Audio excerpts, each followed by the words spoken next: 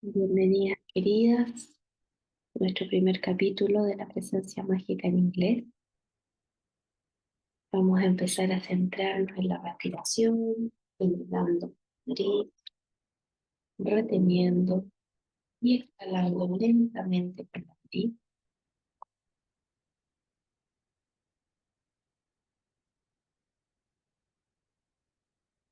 Vamos a visualizar nuestro tubo de luz, nuestro cinturón electrónico, y vamos a comenzar a contemplar nuestro corazón como un gran sol oro.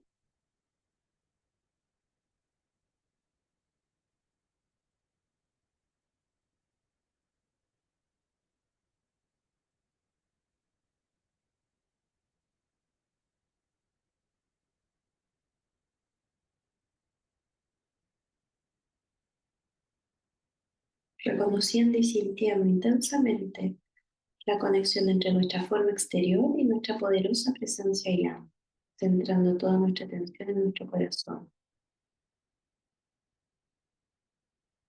Yo acepto ahora alegremente la plenitud de la presencia divina, el puro Cristo.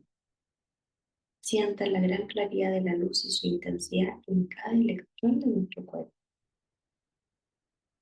I am, yo soy una hija de la luz, yo amo la luz, yo sirvo a la luz, yo vivo en la luz.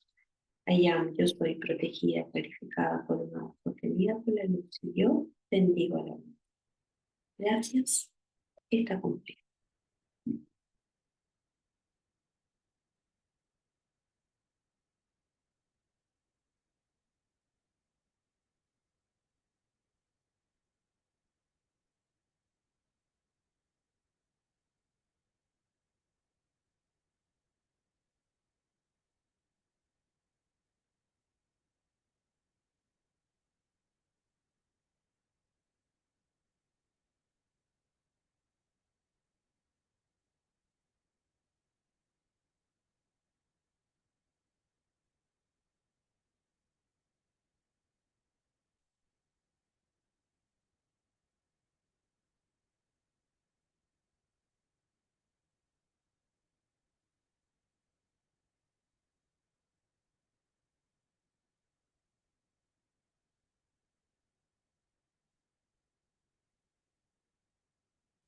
The Magic Presence by Godfrey Ray King.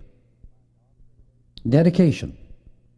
This series of books is dedicated in deepest eternal love and gratitude to our beloved Masters, Saint Germain, Jesus, the great divine director, the great White Brotherhood, the Brotherhood of the Royal Teton, the Brotherhood of Mount Shasta, the Great Ones from Venus, and those other ascended Masters whose loving help has been direct and without limit.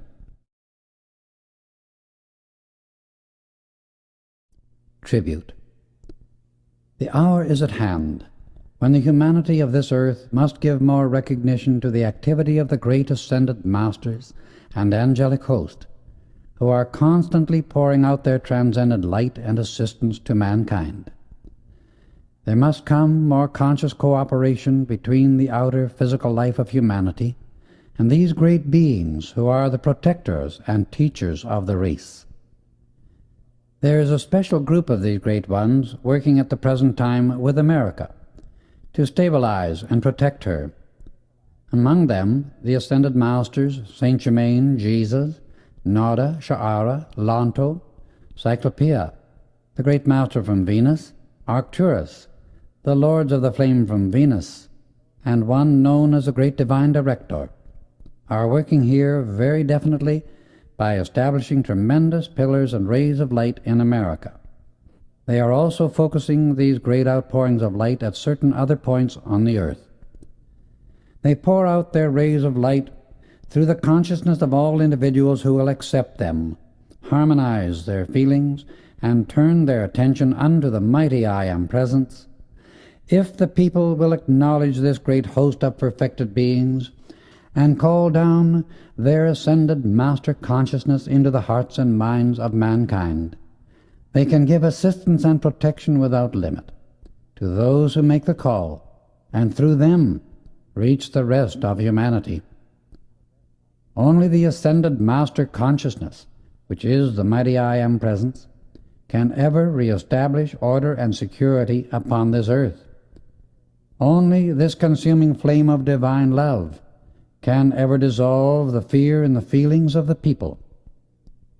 Only as the individual turns his attention to these great ascended masters and asks their blessing upon the rest of mankind is the connection made and the door opened by which their help can come through, releasing its perfection unto humanity and the earth itself.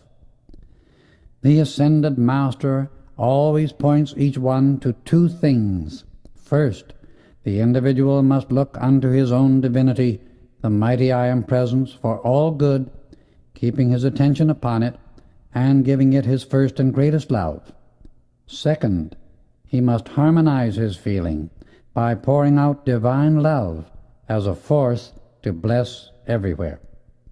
To the person who will do this, these great beings will give assistance without limit, for they work only and always through the divine self of the individual. The beloved ascended master, Saint Germain, is the emissary from the great white brotherhood, who of his own volition and great love is doing certain protective work and bringing certain illumination into America at the present time. He speaks of her often as the jewel of my heart, for whom I have labored for centuries.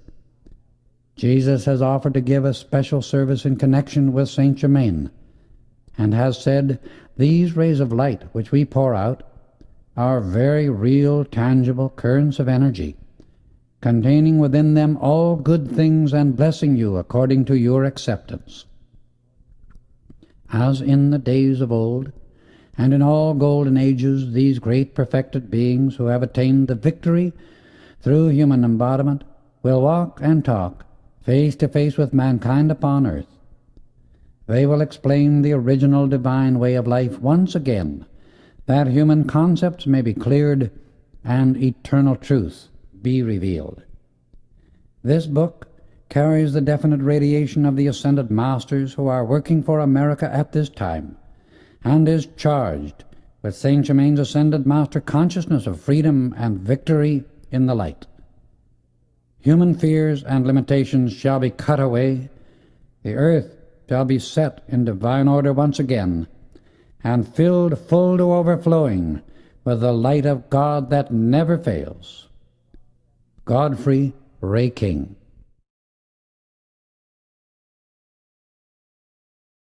Forward. This book contains the second group of experiences which I was privileged to have through the love and assistance of the beloved ascended master Saint Germain. In the first book, Unveiled Mysteries, he revealed many, many things which have been held in secret and sacredly guarded for many centuries. In The Magic Presence, my experiences were the result of applying the knowledge he had previously revealed. In the various retreats of the Great White Brotherhood which we visited, I was shown the tremendous work they do for mankind through their messengers, who are sent into the outer world. The good they constantly pour out to this earth and its humanity is beyond any power of words to describe. All they accomplish is done through divine love, for they never use a destructive force at any time, and never intrude upon the free will of the individual. Those who are their representatives give everything as a glad, free service of love, and know no such thing as failure. The purpose of this book is to reveal to the individual the whereabouts of his own divine self, the mighty I Am presence, that all who desire may return to their source, receive their eternal inheritance, and feel once again their divine self-respect. If the student or reader of this book will feel himself going through these same experiences, asking the ascended masters to illumine his consciousness by the light of the cosmic Christ, he will receive that outpouring of love which is the open door to all good things and sets mankind free. America is blessed beyond any other part of the earth, and because of her great blessing she must pour out great light. She is the cup through which the great white brotherhood can ever expand the great divine love of the universe and set mankind free. For that reason their work in America is of very great importance, and if it be necessary for her protection, then that light as of 1,000 suns shall descend and consume all selfishness from the earth. The truth, explanation of law, and my experiences given in this book are real, true, and eternal. The retreats, people, and instruments I saw and associated with while with the Ascended Masters are real physical places and things, and tangible, living, breathing beings. They are not imaginary, nor symbolic, and are not to be interpreted in any such way. The truth of everything in this book is for the reader to accept or reject as he chooses. If he does not accept or agree with it, that does not remove the truth nor its activity from the universe. But if he can accept the truth herein contained, he can only be blessed thereby, and his world will be a greater and more wonderful place to live in. The great Ascended Master Saint Germain has told us that the books of the Saint Germain series in the Ascended Master's Octave of Light are bound in covers of jewels. May we also value and obey the words of the Ascended Masters contained herein, and become their great love, victory, perfection, illumination, and freedom to all life forever. If the student or reader can feel the great rays of light and love poured out by these Ascended Masters, and can live constantly in adoration to his own mighty I Am Presence, he will positively become the full manifestation of perfection and will have his eternal freedom from the limitations of earth. May the great love, light, and happiness of the Ascended Masters flood the being and world of everyone who reads this book. May it forever be a blazing golden sun illumining the way to peace, prosperity, and freedom until everyone becomes a great heart of ever-expanding perfection and experiences the full victory of his ascension in the eternal service of the light of God that never fails. Godfrey Ray King.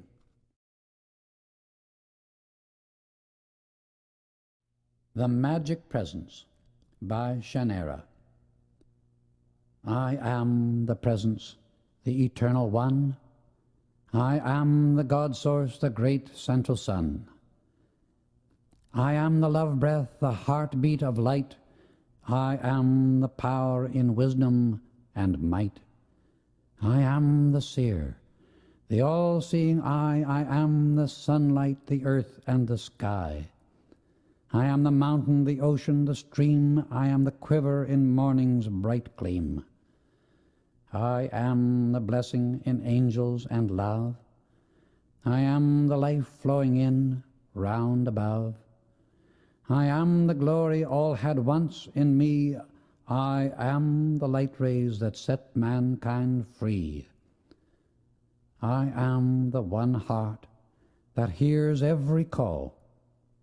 I am the legion of light, answering all. I am the scepter of light's loving power. I am the master each moment, each hour.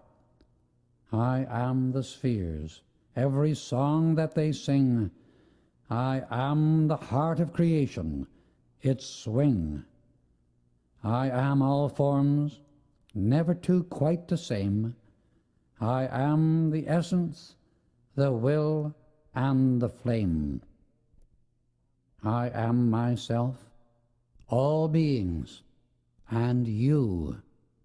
I am the magic presence, the God Self come through.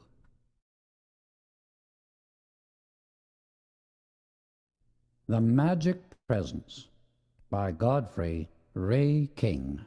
Chapter 1. A Strange Occurrence. I left you, my reader, at the end of Unveiled Mysteries, with the great Ascended Master Lonto, sending forth his blessing to America and mankind from the retreat in the Royal Teton. In this book I shall describe another group of important and wonderful experiences which I was privileged to have during those months of association with our beloved Ascended Master Saint Germain. I received a message from him one morning enclosing a letter of introduction to a Mr. Daniel Rayborn at the Brown Palace Hotel in Denver. The next day, as I entered the hotel to inquire for him, I met an old friend, Mr. Gaylord, whom I had known for years. He was accompanied by an elderly gentleman whom he presented at once and who, to my surprise, proved to be Mr. Rayborn. I gave him the letter of introduction, and after a few moments' chat, we agreed to have dinner together that evening. The next day found us all en route to the Diamond K Ranch in Wyoming, one of the Rayborn mining properties, where the experiences described in this book began. Little did I realize that day what my association with him would mean, and to what it would lead later. Such experiences make one realize how perfect the great, wise, all-pervading intelligence is that directs us unerringly to persons, places, and conditions when and where they are most needed. My impression of Rayborn was very pleasant, for his whole attitude was one of harmony and kindliness, and at the same time I felt that he was a man of strong character with a keen sense of honor. He had a finely shaped head, classic features, iron-gray hair, and clear, piercing, blue-gray eyes. He stood very erect and was fully 6 feet 2 inches in height. He had a son, 18, and a daughter, 16 years old, who had just returned from school in the East. We reached our destination where the children met us at the train. After chatting a moment, we entered the Rayborn car and were driven to the ranch, a distance of about 20 miles. The son, Rex, was a tall, splendid, good-looking young chap with the same classic features as his father, whom he resembled strongly. He was at least 6 feet 1 inch in height, with abundant light brown waving hair and piercing violet blue eyes. The daughter, Nada, was strikingly beautiful, with a strange sort of old-world dignity and grace. She was about 5 feet 7, slight of build, with hair like her brother's and deep blue eyes. There was a certain charm about all three Rayborns that everyone felt immediately. The wonderful location and beauty of the house and grounds enchanted us, for it lay at the entrance to a narrow valley, extending westward into the embrace of the great Rockies. To the north, a towering peak rose to a height of over 8,000 feet. The house, facing south, was built of blue-gray granite, making one think of the turreted castles of medieval times in Europe and the ancient buildings of the Far East. The grounds immediately surrounding it were beautifully laid out and perfectly cared for. The building itself was large and rectangular in shape, with a tower on each corner, the one at the southwest facing the mountains, forming a large circular room on the 3rd floor. The rest of the structure was only 2 stories high, and had evidently been built for many, many years. Daniel Rayborn, at the time he was 20, had inherited the entire estate from an uncle who traveled extensively, was deeply interested in higher research work, and had lived for many years in India and Arabia. We entered the house, Rex showing me to a suite of rooms on the 2nd floor at the southeast corner of the building. Dinner was soon announced, and we enjoyed a delicious meal and a beautifully appointed table. While dining, we entered into the discussion of our plans. During the course of our meal, Mr. Rayborn spoke of expecting John Gray, the superintendent from his mines, to join us that evening. We had scarcely mentioned his name when he was announced. He stepped into the room, greeted the family pleasantly, and I was presented to him. As we shook hands, a cold chill passed over my body, accompanied by a feeling of repulsion.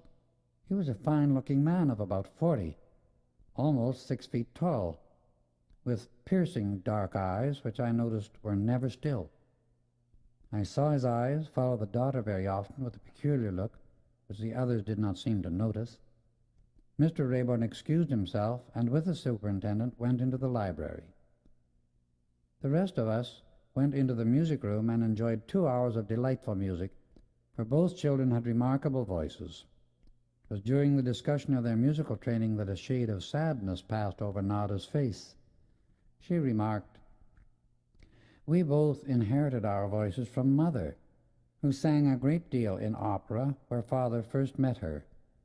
My mother, in speaking of it, often said, 'We recognized in each other an inner something that grew stronger and stronger as time went on. Later we learned we were twin rays, which of course accounts for the many wonderful things that have happened to us since. We both have said many times that it seemed as if each had been searching for the other through the centuries, and of course there was always been that very great love and perfect understanding between us.' Mother's father was an Englishman, and her mother, who was educated in England, was the daughter of an Arab sheikh. 2 years ago, Mother was taken ill and passed on within a few weeks, although everything possible was done to save her life. During the last 4 weeks, she received transcendent revelations that have explained many things to us. Shortly after I was born, our beloved Master Saint Germain came to her. He explained that she had work to do on the higher planes of life, and that he would always hold Rex and me in his great loving, protecting care. He is so wonderful and loving to us that I wish we might share that joy with the whole world. The East and Far East, that is India, China, Arabia, Egypt, and Persia, give much greater recognition to and understand much more clearly what these great ascended masters have done for humanity, and how much the entire race of our earth owes to their transcendent love and far-reaching care. He has taught us so plainly the way by which these great ones have been able to raise and illumine the physical body, by purifying it through the use of the consuming flame of their own divinity, which he calls the mighty I Am Presence. He tells us this can only be accomplished by adoration of that presence and complete obedience of the personality or outer consciousness to its every direction.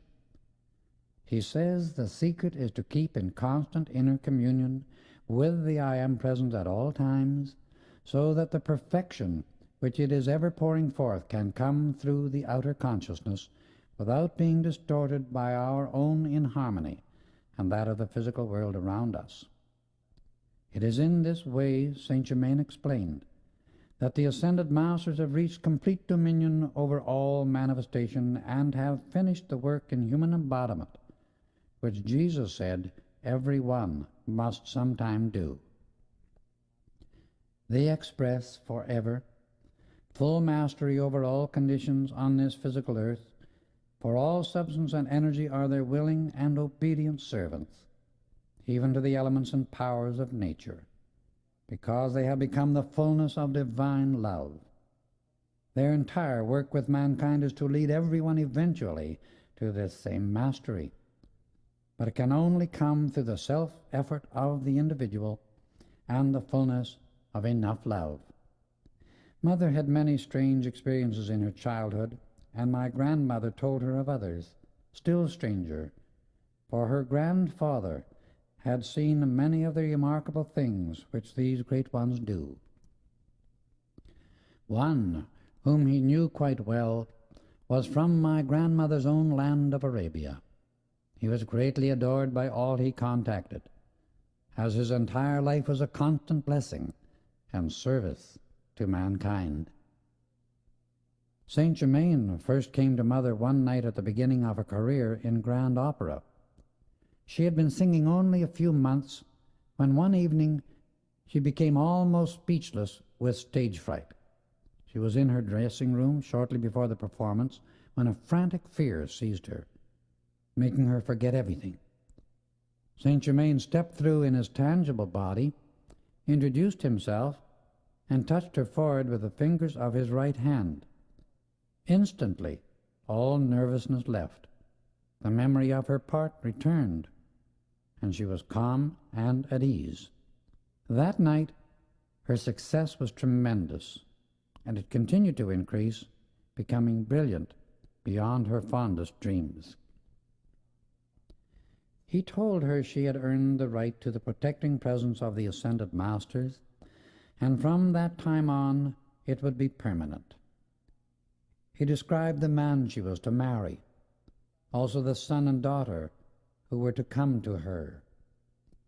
After this he came at regular intervals and taught her many inner laws which she was able to comprehend and apply with astonishing results, astonishing at least to those who are unable to use the higher law, but perfectly natural always to those who understand and manipulate those laws through love. Father, Saint Germain said, was not sufficiently awakened to be told of such activities until about a year ago, when, because of danger that threatened, Saint Germain came to him in a tangible body and explained that Father would come very near death at the hands of one whom he trusted as a friend, but to remain at peace, for the ascended masters would give the needed protection. We were all so engrossed in this conversation that I felt almost disappointed when Mr. Rayborn and the superintendent joined us. After listening to Nada and Rex sing an Arabian love song for their father, we all parted for the night and went to our rooms. I was so thrilled, because Saint Germain had come to Mrs. Rayborn, that I had no desire for sleep. I began to feel there was a greater reason for my being in their home than I was outwardly aware. I sat down in a comfortable chair and gave myself up to the contemplation of the ascended masters, with deep gratitude to them for the gracious welcome with which these blessed people had received me.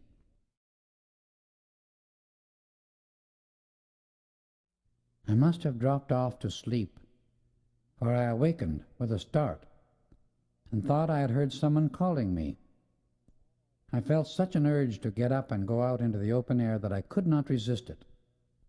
I was thoroughly awake, keenly expectant of something, but what I knew not. I went downstairs, out of the house, and down a path near a large barn. In a moment there was a movement among the shadows, and following a sudden impulse I stepped behind a tree. At the same instant a man came out of the barn. I saw another movement among the trees, and looking closer discerned a man standing with a rifle to his shoulder, dimly visible in the darkness. As he took aim at the man coming out of the barn, I wanted to call out a warning, but I could not make a sound. Before I could think, a blinding flash of light struck the man with the rifle full in the face, revealing his features as he fell face forward, as if struck by lightning, yet the sky was crystal clear. Still I was unable to move from my position, and the man from the barn came steadily on, totally unaware of his escape. I saw it was Mr. Rayborn, though he did not see me, so I remained where I was until he had passed into the house, and I hurried to the spot where I had seen the man fall, but he had fled. I searched around for some distance, but found no trace of him, so I returned to my rooms. It was then almost 1 o'clock. I got into bed quickly, and by a strong effort was able to go to sleep. When I went down to breakfast the next morning, all were radiantly happy except Gray, the superintendent, who seemed nervous and extremely pale.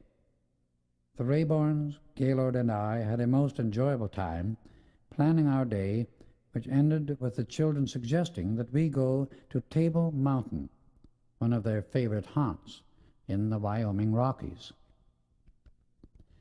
Meanwhile, Gray was almost sullenly silent, refusing to meet the eyes of anyone. He finished breakfast, excused himself, and drove to the station. When he was gone, my first impulse was to tell Rayborn of the previous night's experience, but upon a second thought, decided to wait until I could see him alone. I excused myself, prepared for our trip up the mountain, and returned just in time to see the groom bringing out our horses. One of them was a beautiful Arabian steed, cream in color, with white mane and tail, the most wonderful animal I have ever seen. He came directly up to Nada, to whom he belonged, and with a look in his eyes that was almost of human intelligence, stood proudly before her, waiting for the lumps of sugar she held out. She loved him, and he knew it. "This is Pegasus," she said, patting him. He reached out, put his nose against my face, went over to Rex and then back to Nada, as if giving consent to my being a member of the party. "He approves of you and accepts you as a trusted friend," Nada commented, after watching his expression a moment. "That is a new behavior for him, as he has never made friends with anyone but Rex, the groom, and myself." "Where did you get him?" I asked. "He was given to Mother," she replied, "by an Arab sheikh in appreciation for a concert she gave in Cairo. He was sent here to the ranch as a surprise when she returned from her last tour. It was really the last concert of her career, and her success was tremendous. The old sheikh loved music and enjoyed that concert especially. Pegasus is handsome, isn't he?" she continued. The love in Nada's voice was unmistakable and justifiable, for no one could help but admire the beautiful creature. We mounted our horses, waved goodbye to Rayborn, cantered off across the valley, and soon entered the mountain trail. It wound steadily upward through the beautiful timber. Occasionally, we came into a clearing and stopped to enjoy the magnificent view. We followed the mountain stream for quite a distance. The song of the birds, fragrance of the flowers, and the exhilaration of the rarefied air made us feel radiantly strong and glad to be alive. We reached the top of the mountain near noon, and there before us lay a level space covering at least 20 acres, a veritable plateau suspended in the midst of those towering giants. A cozy little cabin and a shelter for the horses had been built. It was made of stone, with a built-in stove, very unique and serviceable. We enjoyed the beauty of the surrounding country for a while, and then sat down to a delightful lunch. "You know," Rex commented, "I feel as if we had all known each other for ages." And Nada and I admitted we felt the same. "Let's go to the cave by the other trail as soon as we finish lunch," he suggested, and we agreed.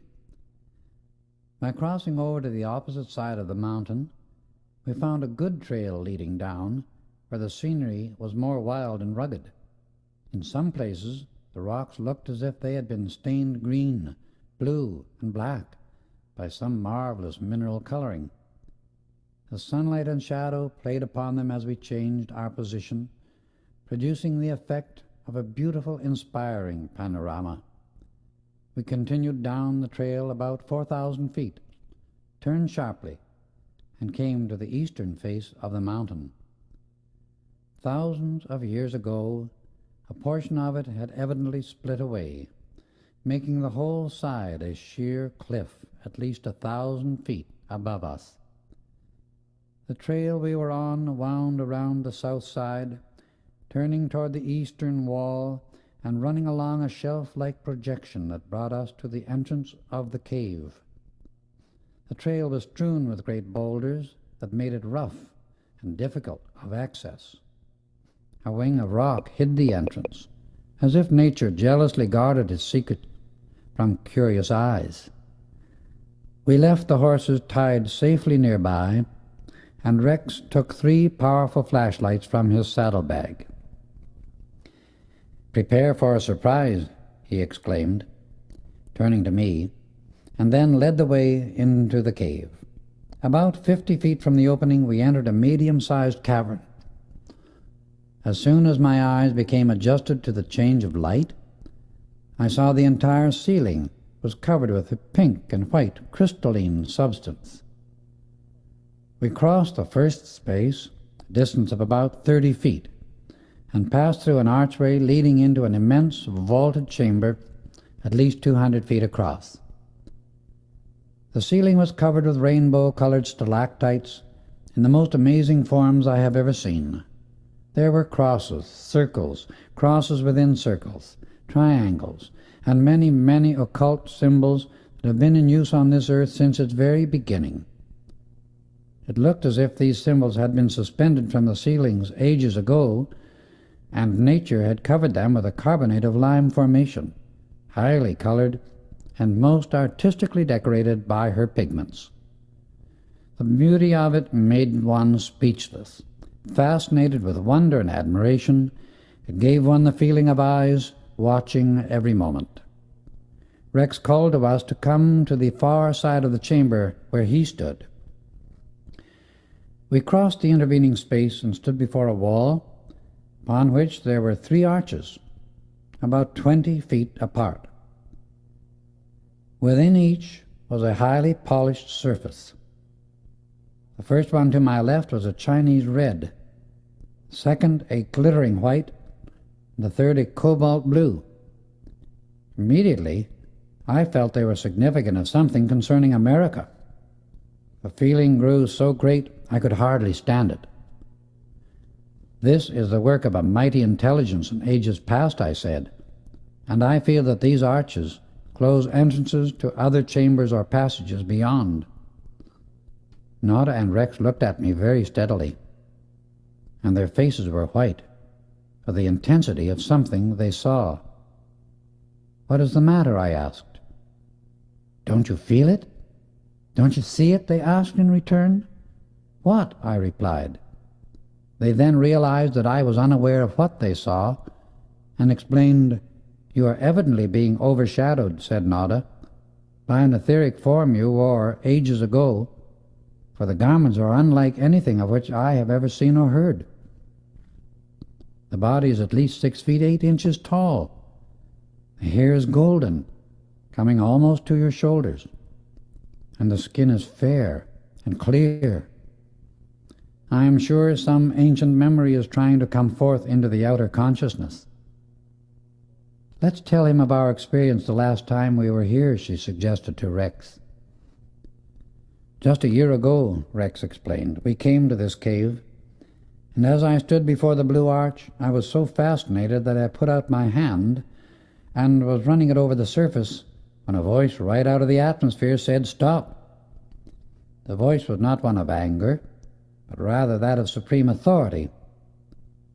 We left the cave immediately and have never returned until now. Before I have ended my visit with you, dear people, I feel certain some amazing explanation of it all will be given," I replied. We returned to our horses and found the beautiful Arabian Pegasus in a state of great agitation, for he was highly sensitive to the spiritual power focused within this mountain, and it made him restless because of the intensity of the energy. Only by very great gentleness could Nada quiet him and prevent him from racing madly home. She said there seemed to be no limit to his speed when he became excited. We continued on our way homeward, winding around the foot of the mountain until we came to the end of our descent. Then we gave the horses free rein, and in half an hour reached the ranch just before sunset. Daniel Rayborn came out to meet us and said dinner would soon be ready. During the meal we related the experiences of the day, Rex telling his father of the overshadowing forms seen above my head in the cave.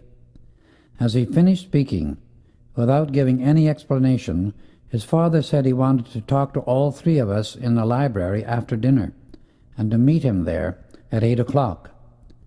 In the meantime we went to the music room, while Nada went to her mother's room and brought back an Arabian instrument, something like an Hawaiian guitar. It was given to her by Saint Germain, who taught her to play certain melodies upon it just before her meditation hour. Nada and Rex both sang, and took turns playing the accompaniments on the instrument. It formed a most wonderful background for their voices, for there was something in the quality of the tone that seemed like a living thing, and that penetrated to the very center of existence. Chapter 2. Revelations. Promptly, at 8 o'clock, we entered the library and found that Daniel Rayborn had preceded us. He went straight to the matter in hand.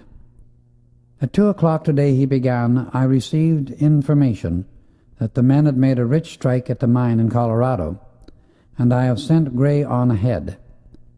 Day after tomorrow, I must join him. I would like all of you to come with me. Nada will be comfortable in the bungalow at the camp, and you two can stay with me in the mine. I have something else to tell you that is both grave and strange. At 4 o'clock this morning, I was awakened by a presence in my room, and when I became fully aroused, I saw it was our beloved Saint Germain. He talked to me for at least 2 hours, and among other things said that Gray had attempted to take my life last night. He saw the intent, and at the moment Gray tried to fire, Saint Germain directed a flash of electronic force that knocked him senseless for the time being. He has been warned that if he makes another such attempt, his own destructive motive will be permitted to react instantly, and his own body will pay the penalty. Then I told them of my experience the night of my arrival, and how I had witnessed the whole affair. Rayborn was deeply moved, and rising to his feet he extended his hand to me, saying, "You are surely one of us, and I am deeply, deeply grateful. Saint Germain said you had been brought into our home because you were greatly needed, and that from now on you would act in the capacity of elder brother to Nada and Rex. It seems we have known each other in a number of previous embodiments. He also told me that none of us was to be concerned in the least about danger of any kind, for we have lived clean lives and held close to high ideals. This, it seems, from the Ascended Master's standpoint, makes it possible to wield a mighty force for the protection of all. Saint Germain also instructed me regarding other things of importance. He explained to me the activity one experiences after he has made the ascension. Jesus gave the public an example of this, and sought to teach mankind its meaning, pointing everyone to that same attainment. I am, before long, to enter this great freedom. Our beloved Master made it very clear that one is sometimes raised into this condition, previous to or near the change called death, but all must accomplish it from the physical side of life. If the silver cord of light flowing into the body has been withdrawn, it is impossible to illumine and raise that body, and the one thus striving must re-embody once more in order to attain the final freedom from the physical side of human experience. All ascensions must take place consciously. For this Ascended Master attainment is the complete victory over all outer experiences through the personal self. I shall read you his own words, which I took down at his direction. Turning to a portfolio which lay upon his desk, he opened it and read, "So-called death is but an opportunity for rest and reattunement of the faculties of the personal consciousness. This is to free them from the turmoil and discords of earth long enough to receive an inflow of light and strength that will enable the outer activity of the mind to take up the work of physical experience again. Physical embodiment is for the purpose of preparing, perfecting, and illumining a body which can be raised to blend with the body of the mighty I Am Presence. We call it the magic presence. Jesus referred to it as the seamless garment.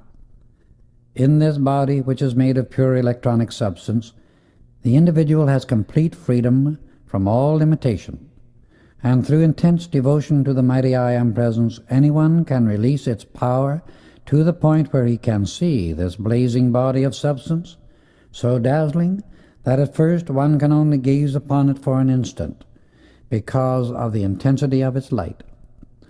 Through such devotion, one begins to manifest more and more of his own individual, conscious dominion over all manifestation. This is everyone's eternal birthright, and the purpose for which all decreed the journey through human experience. When the one striving for such freedom has reached the point where he releases any amount of light he desires from his electronic body instantly by his own conscious command, then he can control all manifestation, no matter in what sphere he may choose to express. One has but to observe the world at large to see what discord in thought and feeling does to the beautiful bodies that nature provides for our experience in the physical part of life. In childhood and youth, the flesh structure of the physical body is beautiful, strong, and responsive to the demands made upon it. But when discordant thoughts and feelings are allowed to express in the personal self over the years, as one goes through life, the body becomes incapacitated, and the temple falls into ruins, because the outer waking consciousness does not obey the one law of life, love, harmony, and peace. Call it what you will, the eternal truth remains, that discord is another name for disintegration, a synonym for death. When mankind learns to live its life by the one eternal law of love, it will find that such obedience will have released it from the wheel of birth and rebirth, and hence the problems of human existence will have disappeared. In their place will come the joy of ever expanding the perfection which forever abides within love. Constant new creation will ever go on, for life is perpetual motion, and neither slumbers nor sleeps, but is ever and forever a self-sustained stream of expanding perfection, in joy, in ecstasy, and in eternally new design. This perfect activity and joy of life are all contained within obedience to the law of love. The last enemy, death, will have disappeared, for it is but a means of release from a garment that no longer has anything of value to give, for the use of the perfection of life. When the physical body is so incapacitated that the personality occupying it can no longer make self-conscious effort to express perfection, then nature herself takes a hand in things and dissolves the limitation that the individual may have a new chance to make effort that is of benefit. Grief for the death of a loved one is selfishness, and but retards the greater good the loved one should be enjoying. Grief from a sense of loss is really rebellion against the action of a law that has seen fit to give another greater opportunity for rest and growth, because nothing in the universe goes backward, and all, no matter what the temporary appearance, is moving forward to greater and greater joy and perfection. The God consciousness in us cannot and does not grieve, and the human part should know that as no one can ever get out of this universe, he must be somewhere that is better than the place he left. If there is real, true, divine love, it can never cease to exist, and must sometime somewhere draw us to that which we love. In true divine love, there is no such thing as separation, and that which feels a sense of separation is not love. A sense of separation is merely one of the mistakes of the personal self which it continues to dwell in, because it does not understand the nature of consciousness. Where the consciousness is, there the individual is functioning, for the individual is his consciousness. When one thinks of a loved one who has passed on, he is really with that loved one in his higher mental body, the moment his consciousness is upon the other person. If the Western world could understand this truth, it would lift the chains that cause such useless suffering Such grief is all due to the fact that the personality, especially in the feelings, accepts the body as being the individual, instead of knowing that the body is only a garment which the individual wears. Over it, everyone should have complete and eternal dominion, and should exact perfect obedience at all times. If one really loves another, he wants that other to be happy and harmonious. If through so-called death an individual choose to accept a better chance for future expression, if there be the slightest spark of love, one should have no grief, nor desire to hold that loved one in a state of incapacity, when he might go on to greater ease and freedom. It is the ignorance of this truth that enables such selfishness to keep humanity bound in its self-created chains of limitation. This sort of ignorance binds the life expression of the whole race, and is a stubborn refusal to understand life. It drags thousands of human beings every year into the depths of despair, wholly unnecessary and avoidable, when they could and should be enjoying happiness and living the way the mighty I Am Presence intended them to live. Such an attitude toward life not only prevents the accomplishment of everything worthwhile, but incapacitates the individual and fills him with self-pity, one of the most subtle and insidious ways by which the senator force breaks down his resistance and makes him negative. The individual must remain positive if he is to attain his victory and express mastery.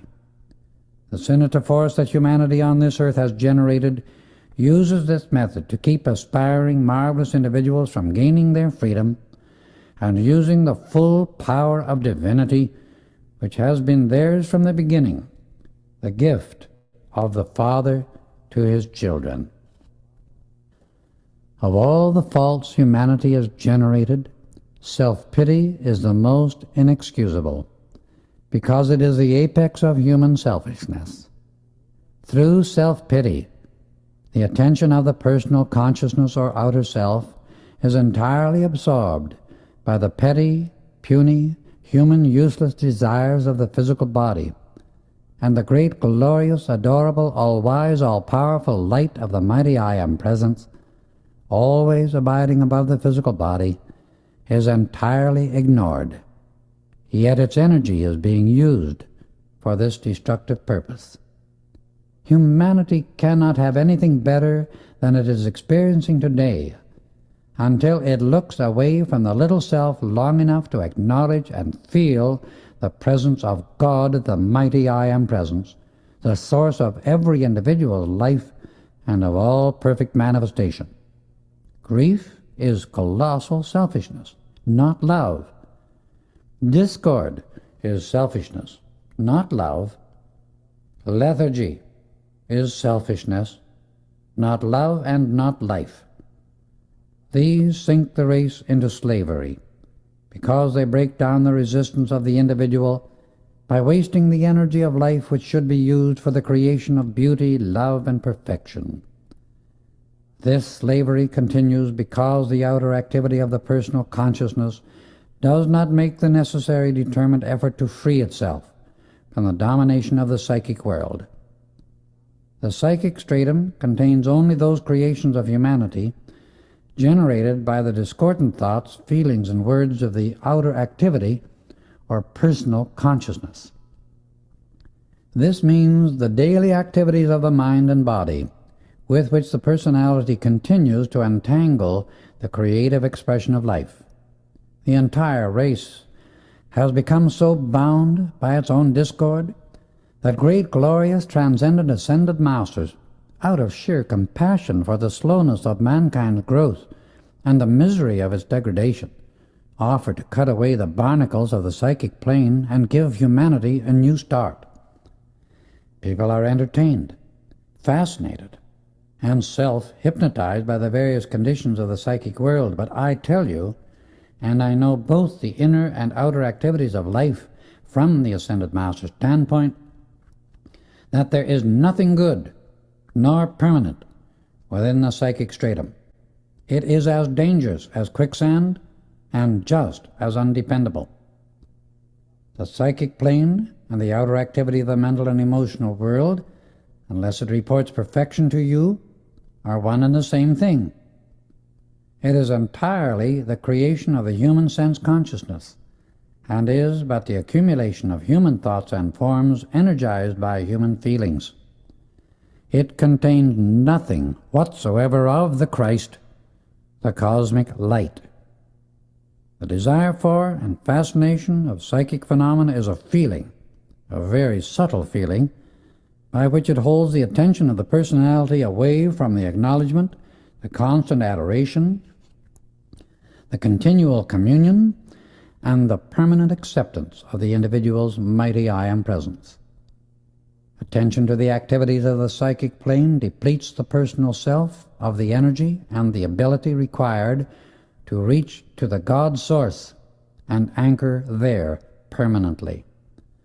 I tell you eternal truth when I say that nothing of the Christ comes from the psychic realm, regardless of any seeming evidence to the contrary, because the psychic or outer activity of the mentality is forever changing its qualities, while the Christ, which is the eternal light, is ever expanding perfection, the one changelessly supreme, imperishable quality. It is because of the attention to and the subtle fascination of the psychic plane that mankind is today as a mass of children needing much help, and the wisdom of the ascended masters to raise them once more into the understanding of the light, which is the only means of release from the darkness of earth's present chaos. World saviors have come at regular intervals to give this kind of help throughout the centuries, ever since the end of the second golden age upon this earth. Following that activity, humanity became fascinated by the world of form and the creation of things.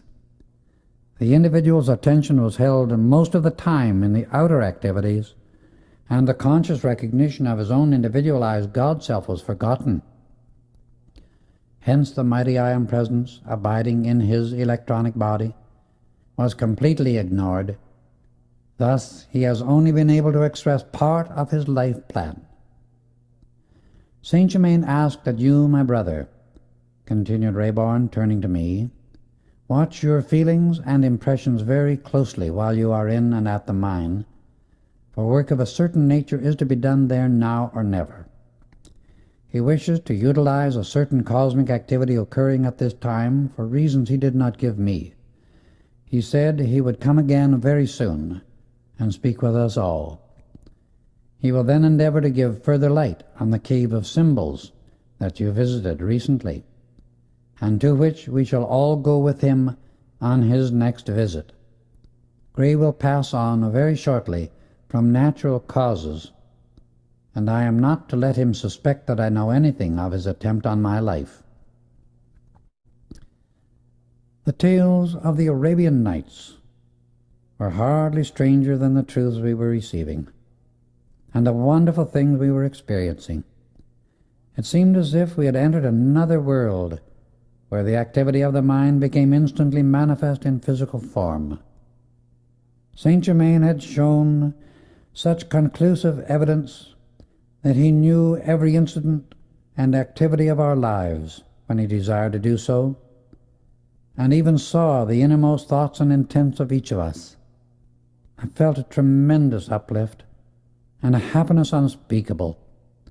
At first, Nora and Rex were inclined to be sad when they realized the parting with their father was to come so soon, but I knew positively that they would be sustained by the one great presence of the I Am when the time came. I asked Nora and Rex, as we passed out of the library, if they would sing a song or two for their new brother, and they laughingly agreed. They sang Love's Light Eternal, for which Nora had written the music and Rex the lyrics. The melody and power of it seemed to linger and continue to lift one's consciousness to the great Creator of all things, the mighty I Am presence.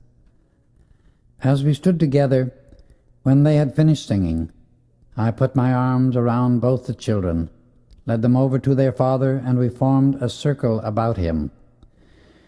"Beloved brother," I said, "we encircle you with hearts of love, and may the pathway of each be that of supreme happiness through the radiant power of divine love within us all."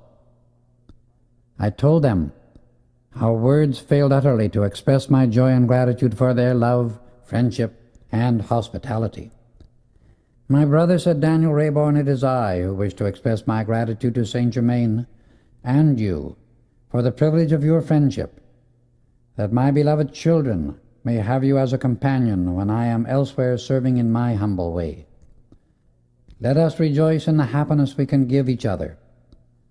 I think we had better get all the rest we can tonight and tomorrow, as we are driving to the mine in Colorado, and we ought to leave early the following morning."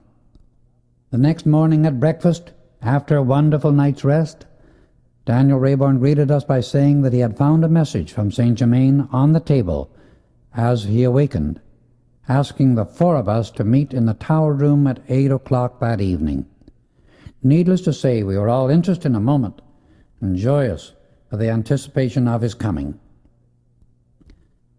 At 20 minutes to 8, Daniel Rayborn announced it was time to go to the tower room for our meeting. But somehow I felt temporarily restrained from doing it. When we came to the door, he stood still before it a few moments, as though in meditation. Presently, the door slowly opened without anyone touching it, and as we entered, I saw it was richly carpeted and handsomely furnished. In the center of the gorgeous blue carpet there had been woven the secret, sacred symbol of life, upon which our beloved Saint Germain produced a life-giving and consuming flame. The walls were covered with a glistening white material that looked like frosted silk. Chairs were unlike anything I have ever seen. They were made of some kind of white metal, resembling frosted silver, upholstered in silk plush of the same rich blue as the carpet, and so perfectly designed as to give the body ease, poise, and balance when seated in them. There was a chair placed at each of the 4 points of the compass, forming a square within the circle of the room. The 2 windows and the door locked from the inside. When all were in readiness, Daniel Rayborn asked each of us to close our eyes and remain perfectly calm and silent until Saint Germain appeared and spoke. In a few moments a deep, rich voice said, "I bring you greetings, my beloved students." I opened my eyes, and there was the blessed, wonderful presence of our beloved Master. He stood fully 6 feet 1 inch in height, slender, royal, and real. His hair was dark brown, wavy, and abundant. His face portrayed a beauty, majesty, and power no words can describe. A face revealing eternal youth, with eyes of the deepest violet one can imagine, through which the wisdom of the ages poured out upon the world, expressing the love and mastery that are his. He stepped across the room to where Nada sat, bowed and touched her forehead with the thumb of his right hand, the fingers extending over the top of her head. He did the same thing to Rex, myself, and Daniel Rayborn. It is in this way that an ascended master can give a radiation which does for the individual what nothing else can do. It is a tremendous aid in clearing the mind, for it releases certain higher activities from within the student's inner bodies, while he is within the Master's aura. "Beloved ones," he began, "this evening I have come to explain certain laws that will enable you to manifest dominion over human limitation, once you know and fully understand the life principle within your human body. Then you will know and feel that it truly is all-wise and all-powerful. When you really comprehend this, you will see that it is not only natural and possible, but eventually compulsory, that you transcend all outer activity, its laws, and its limitations. These come into existence through ignorance, and expressed in the outer activity because the intellect is allowed to act without the light from within the heart illumining it. Discord and limitation are imposed upon the outer activity by man and man alone, For an all-wise, all-perfect, all-powerful Supreme Creator does not and cannot create a limitation, a lack, or a discord. The concept that it is possible for all perfection to create imperfection or anything unlike itself is absurd, vicious, and entirely untrue. The Supreme Creator gives to the individual with free will the use of the attributes of the Creator with which to manipulate manifestation at his particular point in the universe. The individual is endowed with the capacity to form conclusions through using the intellect alone, which are the results of fragmentary information. It comes about from using only a part of the creative powers with which the individual is endowed. Conclusions drawn from partial instead of complete information must of necessity bring about unsatisfactory results. The individual must have free will, or he could not be a creator. If he choose to experiment with the spoke instead of the entire wheel, there is not to say him nay in his desire to experience those results. His wheel of manifestation cannot be and is not complete until he recognizes his mighty I Am Presence, for it is the only source that knows all that is required to build any pattern of manifestation that produces perfection for him. All patterns of perfection are stored within the all-knowing, fathomless, dazzling mind of the mighty I Am Presence, and can never be made manifest in the physical world of mankind until the outer activity of the mind, which is the intellectual consciousness, is illumined by the ray of golden light within the heart. This ray comes always and only from the electronic body of the individual. This is the magic presence, I Am. This mighty I Am Presence of mankind's being does not cognize and never can create the maze of confusion, chaos, and destruction that exists in the outer mentality and world of humanity, any more than the sun creates a cloud. It is the birthright and privilege of every individual to express the fullness of this glorious inner presence and power of perfection. But if the personal self will not call the power of the presence into action through the higher mentality, into the outer activity at all times, then all outer experience merely remains the ever-changing condition or dumping ground of the thoughts and feelings of other human beings surrounding it. The presence of the mighty I Am abides within the electronic body of every individual, resting from 12 to 50 feet or more above the physical body, and is occupied only with creating, expanding, and forever pouring out perfection. It lives in its own realm, doing creative work at cosmic levels. Only in the outer activity of the human personality, which is but a fragmentary part of each one's individuality, can imperfection be generated and experienced. It is through the higher mentality that the discriminative and selective intelligence acts. In this body, the individualized intelligence can look upon the discords of human creation and observe the conditions by which the personality is surrounded and those it is passing through, but it does not accept them into its consciousness nor world. It sees what is required to produce perfection in the physical experience and can reach into the electronic body, the individual's mighty I Am Presence, and draw forth that which produces perfection in the outer activity. In transcending all earthly laws, we but claim our God-given authority to live and act in perfect accord with the mighty I Am Presence of man and infinity. This presence is eternal, changeless perfection, yet forever expanding itself through the individual. As you see, I come into your presence in a locked room with walls of solid stone.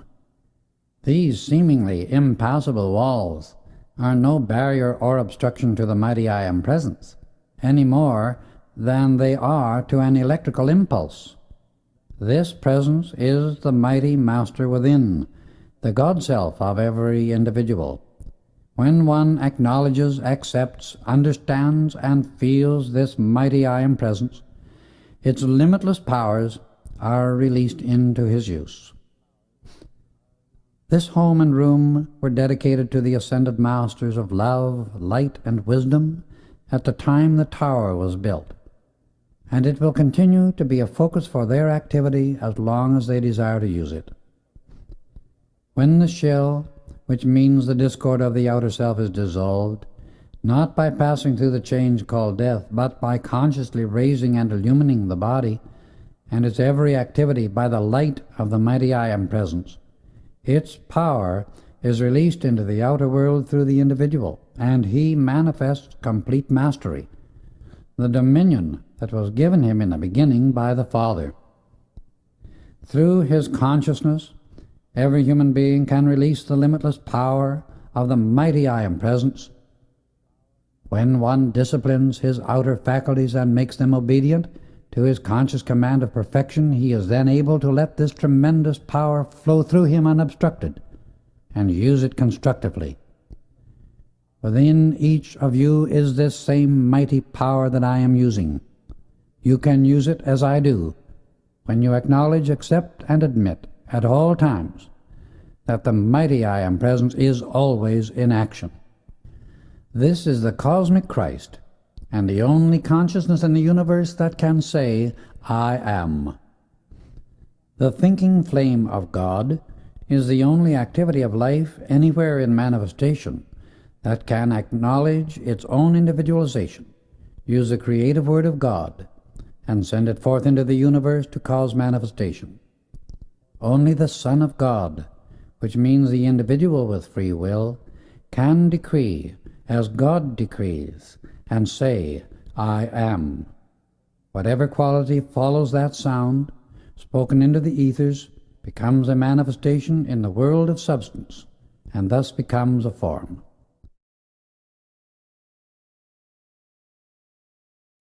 When the individual says, I am, he is using the creative attribute of the Godhead and announcing creation at his particular point in the universe. The vibratory action of the word I am, either in thought or spoken word, is the release of the power of creation, and whatever quality follows that decree is instantly imposed upon the electronic substance in the ethers. This being the only substance and energy in existence whose nature is to be qualified in some manner, it must outpicture the pattern within the decree. If the decree is always for perfection, then the experiences in the individual's world express the fullness of the plan of life. But if the individual does not send forth that decree, it is impossible for that perfection to outpicture in his experiences until the decree is released into the ethers in which he lives. Every individual can think perfection at every instant if he only will, and it takes no more substance and energy to build beautiful, perfect forms and experiences than it does the imperfect. But if the individual wants this perfection expressed in his own world, he must use his own energy to utter the decree which will release that perfection unto him. Such is the law of his being, and nothing can change it. Life is the only presence, intelligence, and power that can act, or ever did act. These three activities within life are coexistent everywhere. The pure electronic light which fills infinity is the self-luminous, intelligent substance of the mighty I Am Presence, existing at all points, and of which all forms are composed. Discord and limitation can build a film, so to speak, around this substance, shutting off at least to some degree the radiance of its light. But imperfection of any kind can never enter in to the electronic substance itself. The discords and limitations that humanity has wound around itself are due to the activities of the intellect and the emotions, which have not been trained to look within the light of the individual's own mighty I Am Presence for the plan of perfection upon which each one should construct all his outer activities. This perfect plan does not exist anywhere except within the mighty I Am Presence. When the intellect and emotions are purified and illumined by the light of this great presence, then the perfect ideas and activities within it can flow through the personality without becoming distorted by the fragmentary information in the outer activity of the consciousness. The reports of the human sense consciousness are merely unillumined activities, for when light is directed into them from the mighty I Am Presence, they melt into its glorious perfection at once. Love, peace, balance, order, and perfect activity, or the coordination of all outer activities with the patterns of perfection from the presence, can only be brought about by the one great light, the I Am. There and only there does the design of perfection ever exist. If the student or individual will fix his attention with determined tenacity and hold it upon the mighty I Am Presence, he can release such divine love, light, wisdom, power, courage, and activity as he cannot possibly comprehend at present. Divine love contains the perfect activity of every attribute of the Godhead. When the individual enters the conscious path of self-mastery, he should fully understand and realize that from then on he is obligated to accomplish everything he attempts by the power of divine love from within his own I Am Presence. He must know unmistakably and remember at all times that divine love contains within it the complete wisdom and almighty power of the mighty I Am Presence. When an individual generates enough divine love and sends it forth into all outer activities, he may command what he will through the mighty I Am Presence, and his request is always fulfilled.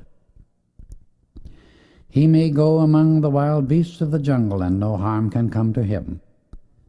Divine love, when consciously generated within the individual, is an invisible, invincible, and invulnerable armor of protection against all disturbing activity.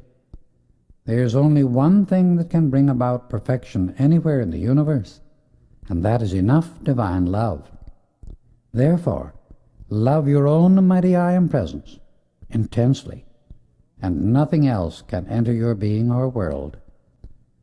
You four beloved ones have come to the point where the I Am Presence commands the assistance of the Ascended Masters. Therefore it will be my great pleasure to be of any help to you that may be required. Before I proceed further, I wish to convey the great love and blessing from your beloved mother and companion. Soon you will have the joy of seeing and greeting her face to face, and never again will you be disturbed by the thought or change called death. It gives me great joy to feel and see such wonderful harmony within your mental and emotional bodies. My brother, he said, turning to me, I welcome and bless you for so noble a nature, a sincere heart, and such great love. You will soon become aware that you have much to do besides your writing. Turning to Nada and Rex, he addressed them. My beloved Nada and Rex, I feel like both father and mother to you, although I cannot take the place of your earthly father, who is so noble, so fine, and whose earthly pilgrimage is nearing its close. He may be with you many months yet. Please forget entirely that which you regard as separation, and enter fully in the activities before you. I am more than pleased, he continued, turning to me, to see in your heart a great willingness to serve wherever that service is most needed.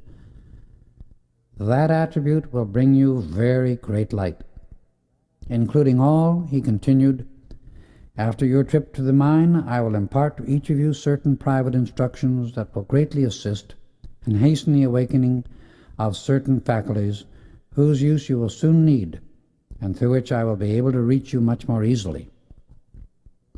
This will bring to you a clearness that bars all doubt. The superintendent at your mine, he said, speaking to Rayborn, will retain his physical body only until he can say a few parting words to you. North of the tunnel where the last strike was made, which has been considered very good, there is a deposit immensely richer that has been passed. I will indicate the place when you reach the exact spot in the tunnel. You are to mark it, he directed, glancing toward me. There are those in touch with Gray, which makes it unwise to open this up until he is out of their reach. It will be much greater wisdom in the future to forbid any report going out of strikes made in the mine. This body of ore, which shall be indicated to you, contains over $20 million in gold, clear and above all operating expenses. Little do those of humanity who are in great need realize how easily and quickly they could and would be given their financial freedom if they would but turn their attention to the mighty I Am Presence and hold it there with determined tenacity. Great would be their reward for such effort. I will be present while you are in the mine, but not visible to your outer sight. This is the re-establishing of our former wonderful association, and you will realize how beautiful it is when you become consciously aware of the tremendous power of the mighty I Am Presence that is within and above each of you. This almighty power you will draw forth and use without limit. He gave each a hearty hand clasp and asked us to take the same position as before he came, saying we were all to meet again soon. When we opened our eyes a few moments later, he had disappeared as quickly as he had come. Nada and Rex said the experience was the most glorious of their lives and the happiest 2 hours they had ever spent thus far. Only a small part of such transcendent work can be conveyed in words to those who have not experienced these things, but all humanity may have the same opportunity when the individual is earnest, sincere, humble, and unselfish enough in his desire for the light, and really loves his own mighty I Am Presence. It was so remarkable and uplifting to see the room brilliantly lighted by the radiant presence of Saint Germain. And it was conclusive proof that his presence was its own light. Each of us experienced such peace and love as we never dreamed were in existence. We could not refrain from embracing each other, and there were tears of joy in our eyes out of deep gratitude for such a divine privilege. We said good night and went to our rooms, as we were to leave early the following morning for the mine. We left very early, driving nearly 500 miles over a highway that was in splendid condition. The day was calm, bright, and lovely, the scenic beauty gorgeous. We took turns at the wheel, so no one was in the least tired, and at exactly 7 o'clock in the evening we drove into camp. We noticed a great deal of activity and excitement. As soon as the men saw us, one of them came running to the car, saying excitedly, "Gray has been badly hurt in the mine. It happened while we were changing shifts." Daniel Rayborn hurried away, while Rex and I took Nada to the bungalow. The men took care of the luggage, and we hurried to the superintendent's quarters, to which Gray had been carried. As we arrived, the room was being cleared of the men, as Gray wished to speak to Rayborn alone. We stepped in, greeted him, gave what encouragement we could, and then left the two alone. 30 minutes later, Rayborn came out. He was deeply moved, because, as he afterward told us, the man had made a full confession, asked forgiveness, and passed on immediately. Saint Germain, referring to it later, said, "The soul withdrew from its temple of flesh when it realized that the human self could not withstand the temptation." In shooting the holes drilled by the day shift, Rayborn explained, a large piece of rock became loosened. as Gray was inspecting and sampling the day's work, the rock fell, striking him on the head. He dropped unconscious, and another piece fell upon his chest, crushing him so badly that there was no hope of recovery. He remained conscious until I reached his side and made a full confession concerning his attempt upon my life, knowing he could not live. I gladly and freely forgave all that he might pass on in freedom. His soul can thus have its greatest opportunity for growth. His gratitude was unspeakable for the opportunity to free his conscience and be forgiven. His passing was really in very great peace. We were all rather stunned by the suddenness and accuracy with which St. Germain's statements were being fulfilled. At 11 o'clock the next morning a short service was held in camp, and the body then taken to the railway station, some 3 miles away. Bob Singleton accompanied it to San Francisco, where Gray's mother and brother lived. Mr. Rayborn sent them a check for $25,000 and paid all expenses. In all my mining experience I have never seen so marvelous a camp of men as Rayborn employed. Everything possible had been done for their comfort and convenience, no intoxicating drinks of any kind ever being allowed. The location of the mine was deep in the heart of very rugged mountains, and all possible was done to maintain the utmost harmony. Nada and Rex used every opportunity to make me acquainted with the camp, and everywhere it was plainly evident that Rayborn was much loved by his men. The entire atmosphere was one of harmonious cooperation, and there was a total absence of all coarse or undesirable elements.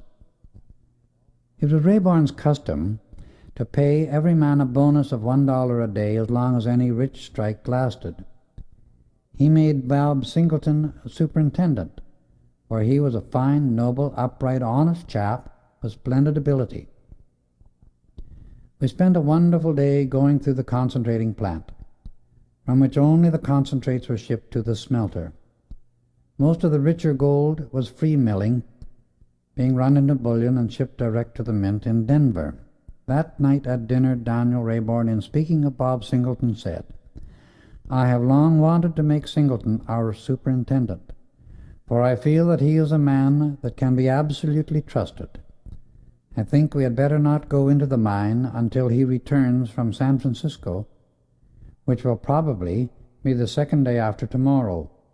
In the meantime, we can trace the surface outcropping and surveys. I want both of you boys to become familiar with the boundaries and all departments of the mine. I will show you the principal veins of ore at the surface. While we have had this mine for about 12 years, yet you will see as you go over it that we have really only explored a small part, although we have taken out millions of dollars in value." Singleton returned late in the afternoon of the 4th day, and plans were made to go carefully through the underground workings the day following. During that evening, I felt as if I were being tremendously charged with a dynamic electrical current. Nada had brought her Arabic musical instrument, and she and Rex entertained us royally after dinner. At 9 o'clock the next morning we went to the shaft house and met Singleton, who was waiting there ready to take us into the mine. We entered the cage and descended to the 400-foot level. Here we went through various tunnels and crosscuts. As we were going through one tunnel that led to the southwest, I suddenly felt an electrical current pass through me. I stopped and, turning to Singleton, said, "What does this formation contain toward the north at this point?" "There's only country rock," he replied, "between these two veins. They are about 400 feet apart at the surface, with apparently very little dip." We started to pass on, but without the others seeing me, I marked the place with blue chalk. We then went to the 600-foot level and continued to go through the various workings. I came to a tunnel leading to the southwest, and almost under the spot where I had felt the current 200 feet above, I felt it again, but more powerful than before. I looked to my right and saw an intense blue light with a center of molten gold. This stood out clear and bright upon the wall of the tunnel. I marked the spot quickly, and at the same moment my inner sight was greatly quickened. I saw clearly through the rock what seemed to be a great cavity between the two main veins, at least 200 feet apart. The opening was fully 200 feet high and nearly the same in circumference. A stringer or crack in the formation led into the top just about the 400-foot level. During an ancient volcanic activity, the ore had been forced to this point, forming very rich veins, but this crevice had allowed it to pour through, filling the cavity. It was one of those strange things that happen in nature, very seldom, of course, but nevertheless they do occur. The whole activity had been flashed on my consciousness in a moment, as all truly cosmic flashes do occur. I marked the spot, then went on with the others to examine the new strike. It was tremendously interesting. The two walls of the vein had suddenly widened in their formation, and at that point the large body of ore had been created. But it was not more than a tenth as large as the one I had marked. Just at this time, Bob Singleton was called away by one of his men, and I had a chance to explain to Rex and his father what I had been shown by Saint Germain. I knew positively it was by his power that I had been enabled to see within the formation and mark its location. Rayborn decided immediately to have a cross-cut tunnel run in from the spot I had marked, to contact the ore body that had been revealed to me. When Singleton returned, Rayborn gave the order to have the men start work at once on this cross-cut. The superintendent looked at him in perfect amazement. However, none of his men ever thought of questioning anything he suggested, and Bob began making arrangements at once to carry out the order. Rayborn did give him a little explanation by saying, "Bob, I know you do not understand why I am having this done, but when this special work is accomplished, I will explain." "Mr. Rayborn," said Singleton, with a gentle, humble dignity, "it will always be my pleasure to carry out your orders without question." "I wish," continued Rayborn, "you would put the most rapid and trustworthy men on this part of the work. Use 3 shifts and finish it as quickly as possible." "How many feet can the men break down in 24 hours?" I asked the superintendent. "I think at least 10 feet," he replied, "more or less, according to the hardness of the rock. At that rate, I felt they would be able to reach the ore body in about 10 days, and I could have almost shouted for joy, because I knew there was no uncertainty about what they would find when they reached it." Rex and I liked Bob Singleton very much, for he seemed a man of fine, strong character, though very young for the type of position he held. He left us as soon as we came out of the mine, for there was a shipment of ore to be sent out that afternoon.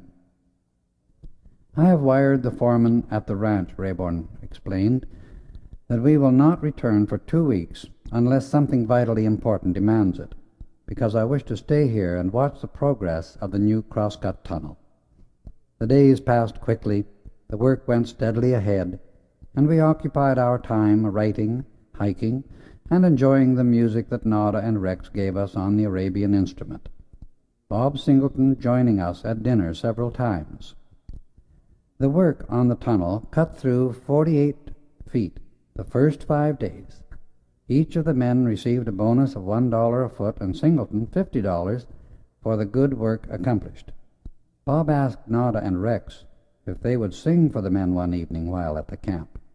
They both agreed, and Nada, as a surprise for everybody, wired to Denver for Arabic costumes, and when they appeared for their first number, the men almost went wild with joy. The program closed, and one of the men arose and asked if they might all shake hands with the children in gratitude for the evening's wonderful entertainment. The children agreed, and said afterwards that they had never felt such inspiration or such power in their voices. Both felt the Master Saint Germain had been present, and used the opportunity to pour his radiation through the music to the men, thus raising their consciousness and loyalty to a still greater height. This was his way of neutralizing the influence that had attempted to enter through Gray, which had been unable to to accomplish its nefarious purpose. At 12 o'clock on the 11th day, I was in the office of the mine with Bob Singleton, when a man came rushing in, greatly excited, saying they had struck rich ore in the new crosscut. The superintendent looked at me, utterly speechless, so plainly did he show his surprise. It was then I realized that he had never really dreamed of finding ore in the new workings. Merely by the use of ordinary geological observations, this ore body never would have been located, for geologists seldom take into consideration the freakish formations that sometimes occur in nature, and that she does occasionally extraordinary things. This deposit would never have been found except by the superhuman power of our beloved master. Singleton asked me to find Rex and his father and tell them the news. I hurried to the camp quarters and found them awaiting me at lunch. When I told of what had happened, we all silently gave praise and thanks to the mighty I Am Presence and our blessed Saint Germain for making this rich strike possible. Rayborn sent word to Bob that we would be ready to go with him and examine the new discovery at 1:30. Nada decided to await our report. When we reached the spot, I saw the last shots had broken well into the ore body, as the entire face of the tunnel was in ore. Bob instructed Daniel Rayborn sample this strike and push the work as fast as possible that we may determine its extent. I will, Bob replied, and went on to explain. The formation in the ore deposit itself is much more easily drilled and broken than the ordinary rock. As we returned to the surface, he could stand it no longer and burst forth, "Mr. Rayborn, this is the most remarkable thing I have ever read or heard of in all my life. How did you know the ore was there? No outer signs indicated it." "Bob, my boy," he replied, "have patience. You will soon know. We shall prolong our stay another 10 days, and if I am not mistaken, they will make twice the speed in the ore body itself as they did getting to it. Keep this ore entirely separate from all the rest in the mine. I will explain the reason why later." That evening at dinner, Mr. Rayborn asked Nada, Rex, and myself to meet with him at 8 o'clock. "I suggest," he began, as soon as we were all seated, "that we take Bob Singleton into partnership with us as general manager of the entire mine, including what in the future will be known as the Master Discovery. I think he had better select an assistant of whom we shall approve. I feel certain he can be trusted as one of us. We have every evidence before us that all our beloved master said of the ore body is physically true. However, let us say nothing to Bob of this until the tunnel drift is through." The following days were filled with great activity and tremendous interest as the work progressed. Almost every evening Bob was invited to dine with us that all might become better acquainted. 20 days after the ore body was reached, the tunnel drift was through to the opposite side, a distance of fully 200 feet, and Rayborn was more than happy that we had waited to learn the extent of it. The evening the tunnel was finished, he announced at dinner that Bob was to be taken in as one of the partners, and while the Master Discovery really belonged to Nada and Rex, they wanted him to share a certain specified interest in the mine in addition to his salary. Then he explained how the ore body came to be discovered. He gave a short description of our beloved Master Saint Germain, telling of the protection he and his family had been given for years, of the recent attempt upon his life and his escape. Tears of gratitude and joy streamed down Bob's cheeks as he tried to express his appreciation. "Your deep feeling," said Rayborn, "proves your sincerity to me beyond question. We shall all feel a great love for you, Bob, and I am certain you can be trusted as one of us." "I thank each of you," said Bob with sincerity, "and I will do my best to prove worthy and true to the trust you place in me, and for your very great kindness." It was then we learned that Bob had a sister Pearl, of whom he was very fond, and who was his only living relative, with the exception of an aunt with whom she lived. "I expect Pearl," he continued, "to reach here tomorrow, as she is coming on to visit me for a time. He was very enthusiastic in his praise of her, and drew forth her picture from his pocket.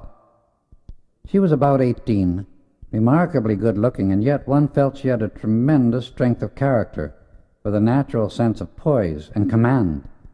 He told Daniel Rayburn of the desire he always had to provide the means for her university training, and with his recent good fortune of sharing in the mine, this became possible of accomplishment.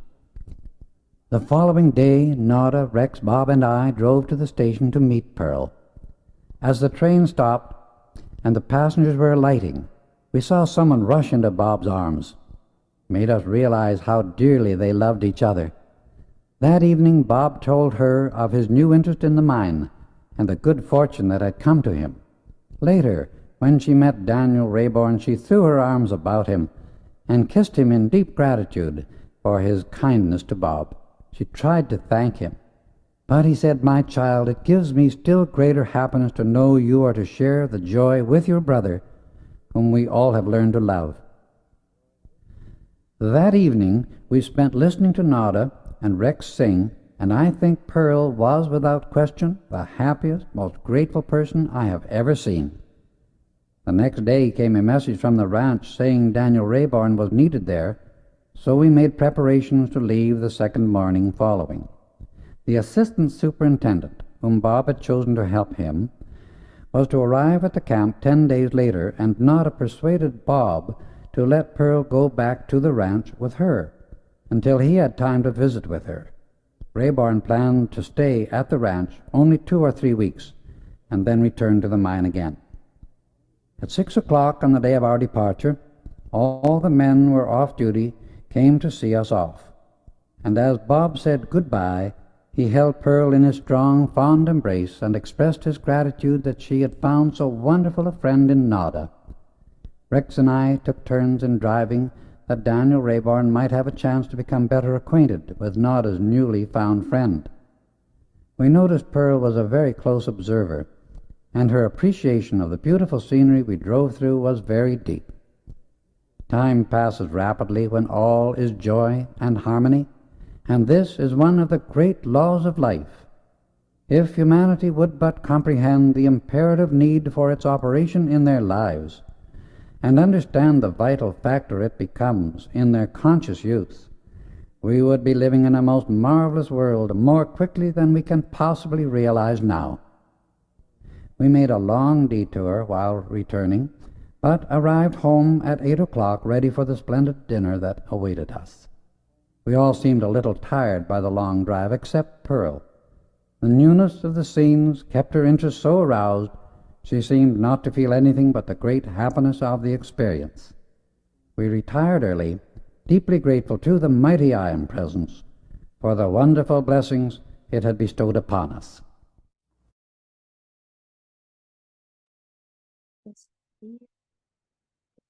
Empezamos a centrar en la respiración.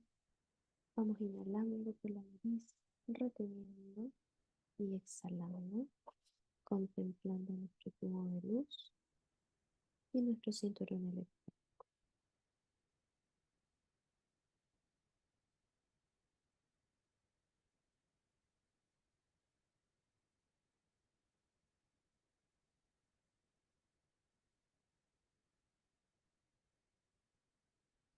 Visualizando y sintiendo nuestro cuerpo envuelto en esta destellante luz blanca, manteniendo siempre la imagen y reconociendo la conexión entre nuestra forma exterior y nuestra poderosa presencia IAM, poniendo toda nuestra atención en nuestro corazón, contemplándolo como un gran sol oro. Yo acepto ahora alegremente la plenitud de la presencia divina, el puro Cristo. Sienta la gran claridad de la luz y su intensidad en cada electrón de nuestro cuerpo. I am, yo soy una hija de la luz, yo amo la luz, yo sirvo a la luz, yo vivo la luz. I am, yo soy protegida, clarificada, colmada, sostenida por la luz, y yo bendigo a la luz. Gracias, está cumplido. Que tengan una hermosa semana, queridas y queridos.